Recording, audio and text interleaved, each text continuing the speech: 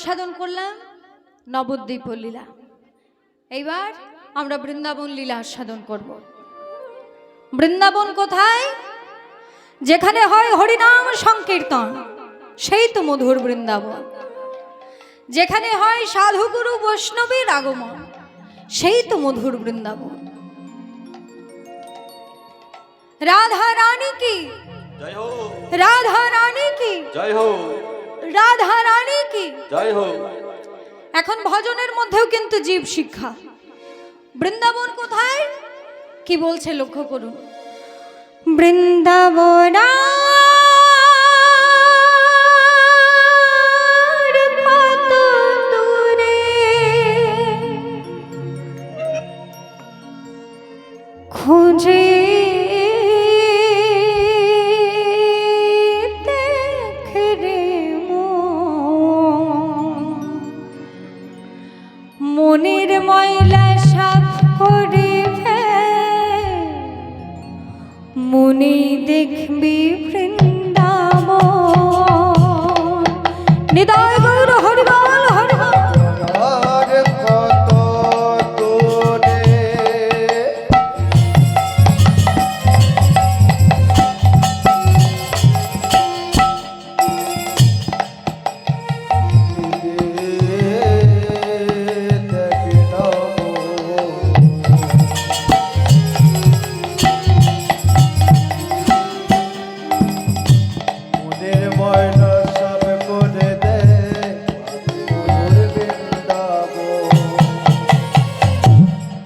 বাবারা লক্ষ্য করুন, 4 আঙ্গুলি সমান 1 মুষ্টি, 6 মুষ্টি সমান 1 হাত। তাহলে 1 হাত সমান কত অঙ্গুলি? 4 6 24 অঙ্গুলি। আমরা সকলে 3.5 হাতের দেহ, তাহলে 3 হাত সমান কত? 3 24 72 অঙ্গুলি। আর ওই যে 3.5 হাতের আধ হাত মানে আরো 12 অঙ্গুলি। তাহলে 72 প্লাস 12 কত হলো? 72 প্লাস 12 84। আমরা কি বলি? 84 ক্রোশ বৃন্দাবন। তাহলে এখানেই সব কিছু আছে, একটু খুঁজে দেখতে হবে। বৃন্দাবন কত দূরে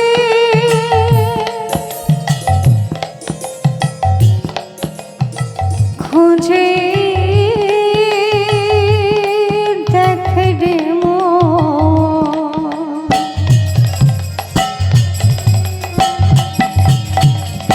মনের ময়লা সাফ করে মনে দেখবি বৃন্দাবন।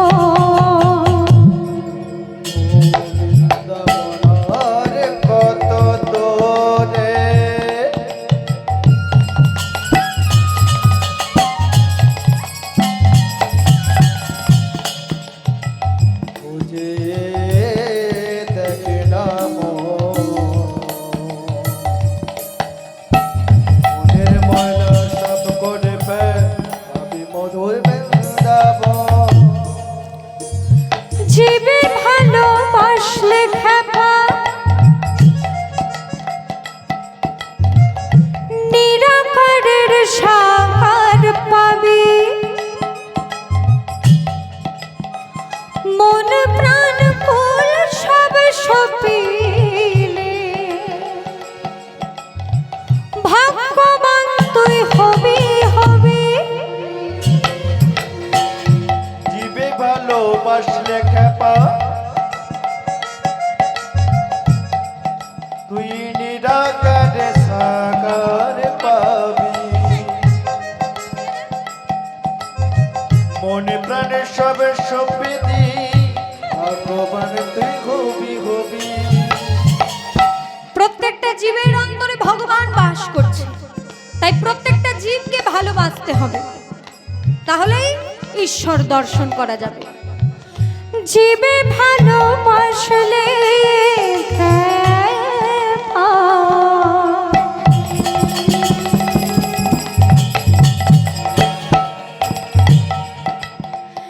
নিরাকারের সাকার পাবি,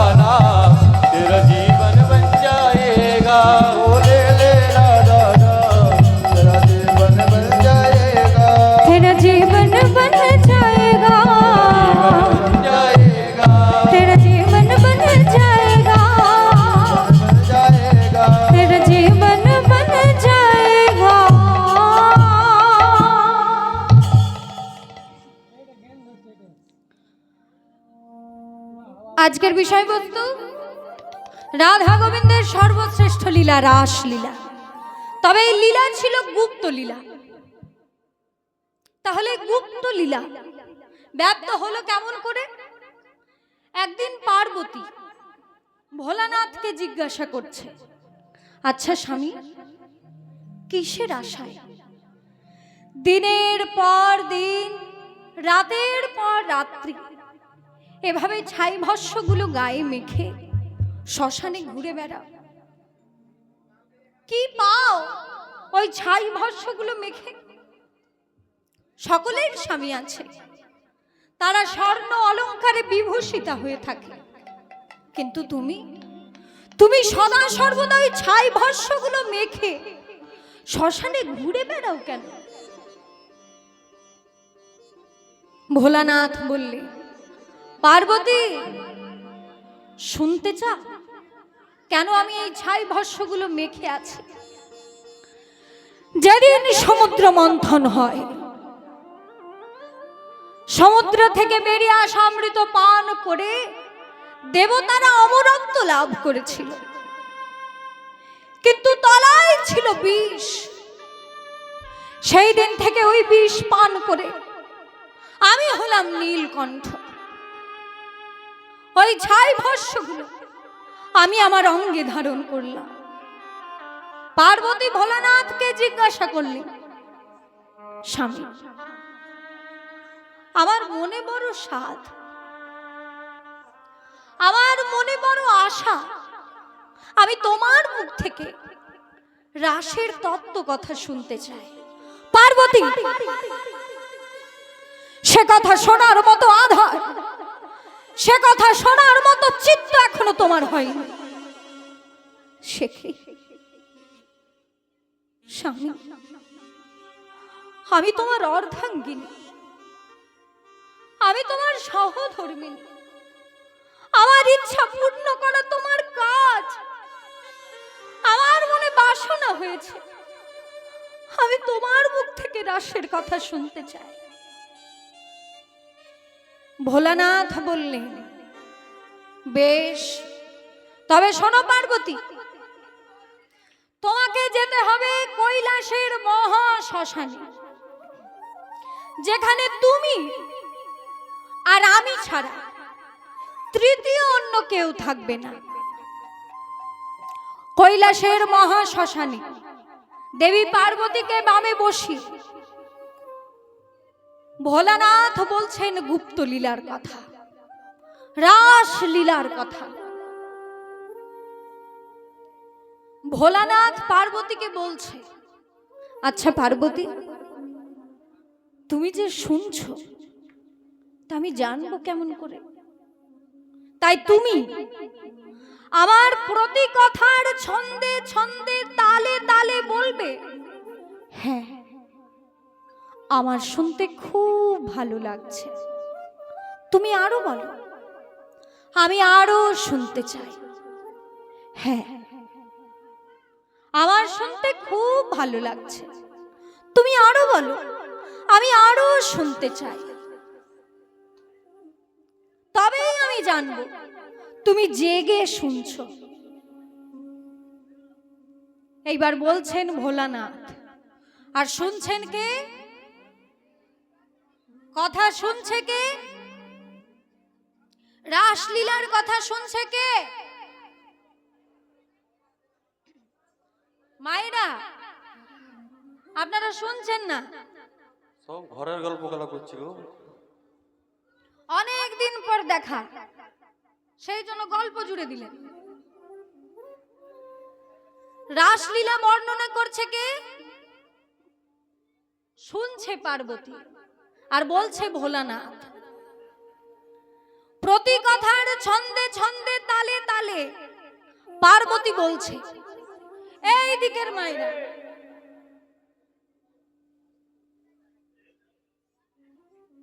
প্রতি কথার ছন্দে ছন্দে তালে তালে পার্বতী বলছে, হ্যাঁ, আমার শুনতে খুব ভালো লাগছে। তুমি আরো বলো, আমি আরো শুনতে চাই। এই বলতে বলতে মহাদেব এমনই তন্ময় হয়ে গেলেন, কখন পার্বতী তার কোলে মাথা রেখে ঘুমিয়ে পড়েছে, ভোলানাথের কিন্তু সেদিকে খেয়াল নেই। আর ঠিক সেই সুযোগে বৃক্ষের ডালে বসেছিল এক শুক পাখি। সেই শুক পাখি মনে মনে চিন্তা করছে, এখন যদি আমি উত্তর না দিই তাহলে ভোলানাথ বলা বন্ধ করে দেবে, গুপ্ত লীলা গুপ্তই রয়ে যাবে। তাই সেই শুক পাখি পার্বতীর ন্যায় কণ্ঠস্বর অনুকরণ করে প্রতি কথার ছন্দে ছন্দে তালে তালে বলছে, হ্যাঁ আমার শুনতে খুব ভালো লাগছে, তুমি আরো বলো, আমি আরো শুনতে চাই। এই দেখুন বাবা, ভোলানাথের একটু ভাং খাবার ইচ্ছা হয়েছে। ভোলানাথ পার্বতীকে বলছে, পার্বতী, ও পার্বতী, পার্বতী, তোমাকে দেখে মনে হচ্ছে তুমি অনেকক্ষণ আগে ঘুমিয়ে পড়েছো, কিন্তু একটু আগে কে যেন বলল, হ্যাঁ আমার শুনতে খুব ভালো লাগছে, তুমি আরো বলো, আমি আরো শুনতে চাই। ঠিক ঠিক যেন তোমার কণ্ঠস্বর, কিন্তু কে সে? ভোলানাথ চারিদিকে তাকিয়ে দেখলেন। তাকাতে তাকাতে তিনি লক্ষ্য করলেন বৃক্ষের ডালে বসে রয়েছে এক শুক পাখি। ভোলানাথ মনে মনে চিন্তা করলেন, এই শুক পাখি তো সমস্ত রাসলীলা শ্রবণ করেছে, তাহলে এই শুক পাখি সারা জগৎবাসীকে জানিয়ে দেবে গুপ্ত লীলার কথা, গুপ্ত লীলা ব্যক্ত করে দেবে। না না, এ আমি কিছুতেই হতে দিতে পারি না। তাই ভোলানাথ সেই শুক পাখিকে হত্যা করার জন্য ত্রিশূল হস্তে ছুটে চলেছে। এদিকে সেই শুক পাখি ছুটতে ছুটতে ছুটতে ছুটতে অনন্য উপায় হয়ে আশ্রয় নিলেন ব্যাসদেবের পত্নীর জঠরে। সেইখানে গিয়ে মহাদেব ক্ষান্ত হলেন। তিনি চিন্তা করলেন, এখন যদি আমি ওই শুক পাখিকে হত্যা করতে যাই তাহলে ব্রাহ্মণীও কিন্তু হত্যা হয়ে যাবে। তাই ভোলানাথ তখন সেই শুক পাখিকে আশীর্বাদ জানিয়ে বললেন, হে শুক পাখি, তোমার মুখ থেকে যেন সারা জগৎবাসী রাসলীলা শ্রবণ করে। সেই শুক পাখি হলেন শুকদেব গোস্বামী। দীর্ঘ 16 বৎসর মাতৃ জঠরে ছিলেন। 16 বৎসর পর মাতৃ জঠর থেকে ভূমিষ্ঠ হয়ে ছুটে চলেছেন এক পুকুরের পাড় দিয়ে। সেই পুকুরে কয়েকজন রমণী স্নান করছিলেন। এবার শুকদেব গোস্বামীকে এইভাবে যেতে দেখে তারা মনে মনে চিন্তা করছে, এক দৃষ্টে তার পানে লক্ষ্য করে মনে মনে ভাবছেন, কে কে ওই মহাপুরুষ, এমন ভাবে কোথায় চলেছেন। এমন সময় শুকদেবের পিতা ব্যাসদেব তিনি পুত্রকে ডাকছেন আর বলছেন, পুত্র দাঁড়া, যেও না, পুত্র দাঁড়া, যেও না। রমণীগণ যেই না ব্যাসদেবের কণ্ঠস্বর শুনতে পেয়েছে, এমন সময় তারা লজ্জায় অস্থিরা হয়ে সারা অঙ্গে বসন জড়াচ্ছে। এই দেখে ব্যাসদেব সেই রমণীগণকে বললে, মা গো, আমি তো তোমাদের পিতৃতুল্য, আমি তোমাদের পিতার সমান, তাহলে আমাকে দেখে তোমাদের এত লজ্জা কিসের? একটু আগে তোমাদের সম্মুখে এক যুবক পেরিয়ে গেল, কই কই তাকে দেখে তো তোমার এত লজ্জা হলো না? তখন সেই রমণীগণ বললে, হে মুনিবর, আপনি হলেন সংসারের জীব, আপনার মধ্যে কামনা আছে, বাসনা আছে, লোভ আছে, লালসা আছে, আশা আছে, আকাঙ্ক্ষা আছে, কিন্তু আপনার আগে যিনি পেরিয়ে গেলেন তার মধ্যে লোভ নেই, লালসা নেই, আশা নেই, আকাঙ্ক্ষা নেই। তিনি হলেন মুক্ত জীব। তাই আপনাকে দেখে যে লজ্জা আমাদের হয়, সেই লজ্জা ওনাকে দেখে আমাদের হয় না। সেই সুখদেব গোস্বামী প্রথম রাসলীলা বর্ণনা করলেন। প্রশ্নটা কি ছিল? এই রাসলীলা হলো গুপ্ত লীলা, তাহলে ব্যাপ্ত হলো কেমন ভাবে? এইবার উত্তর পেলাম। সেই সুখ পাখি সুখদেব গোস্বামী রূপে জন্ম নিলেন এবং সেই সুখদেব গোস্বামী রাসলীলা বর্ণনা করলেন। কোথায়? নৈমিষারণ্যে। 60,000 মুনিমণ্ডলীর মাঝে প্রথম রাসলীলা বর্ণনা করলেন সুখদেব গোস্বামী। মহারাজ পরীক্ষিত ছিলেন সেখানে। এই রাসলীলার কথা বলছেন সুখদেব গোস্বামী, আর শুনছেন কে? মহারাজ পরীক্ষিত। মায়েরা, এইটা কিন্তু আমি আবার আপনাদেরকে জিজ্ঞাসা করব, রাসলীলা বর্ণনা করছেন কে আর শুনছেন কে? একবার বলে দিলাম, আবার বলে দিচ্ছি।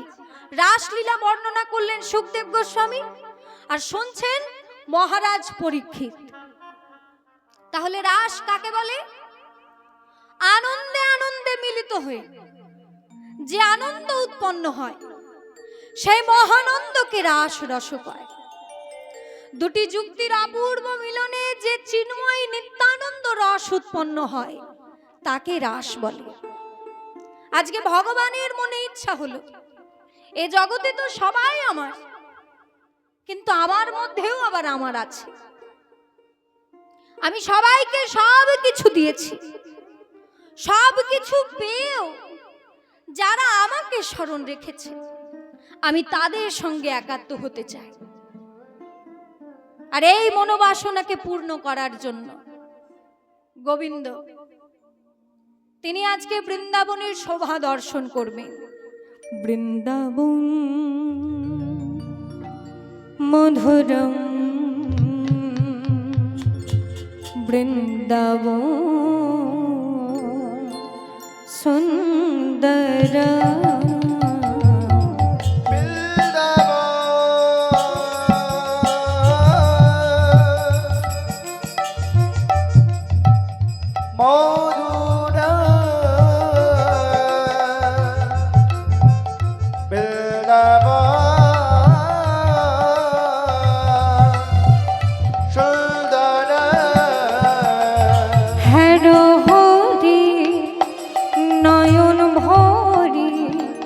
বাঁকা বল্লভ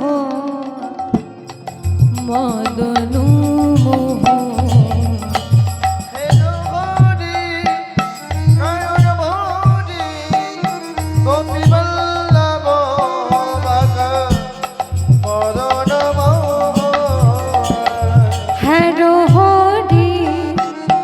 নয়ন ভরি বাঁকা বল্লভ মদনু